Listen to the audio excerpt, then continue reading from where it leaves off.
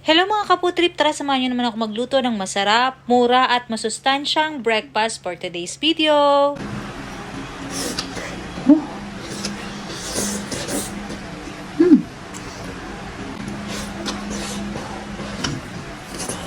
Hot.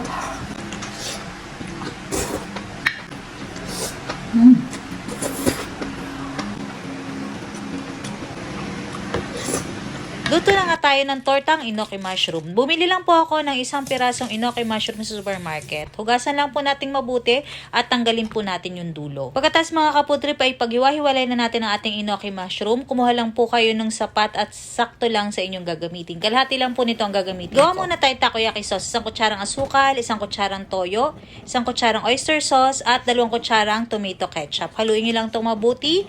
At pag okay na po ang texture niya, ganito ay pwede na yun mga kaputrip. Tikman nyo na lang kung may adjust kayo sa lasa. Pagkatapos magbati na po tayo ng 3 hanggang 4 na itlog. Haluin lang natin yung mabuti. Pagkatapos ay pwede na natin ilagay dyan ang ating enoki mushroom.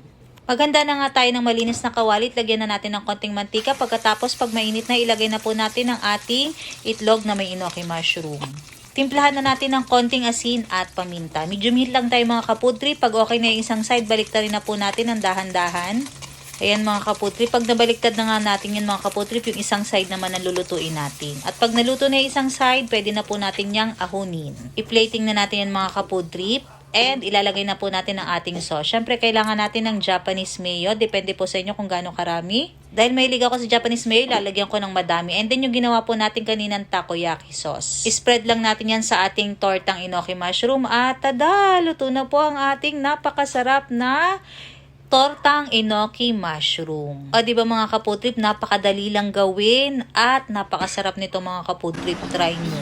For sure ako na mai-enjoy ito ng buong pamilya nyo, promise. Na pang hinihintay nyo, tikiman time, saluhan nyo po ako, kain po!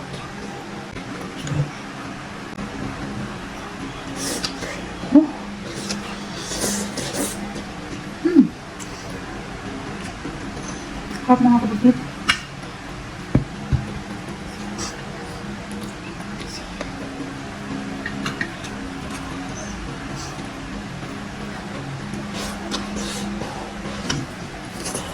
Hot. Ano pa?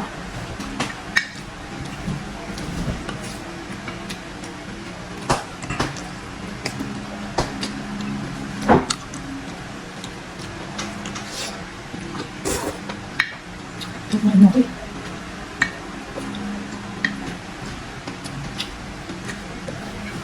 Dahil ito mga kapatid, sobrang sarap. Last bite. Oh, hindi akong sauce. Yan po tayo.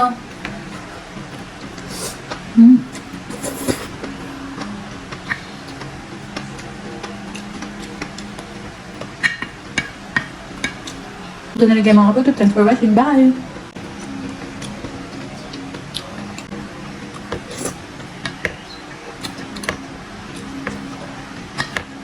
Share nyo na tong video na to para maluto ng iba. Thanks for watching. Bye!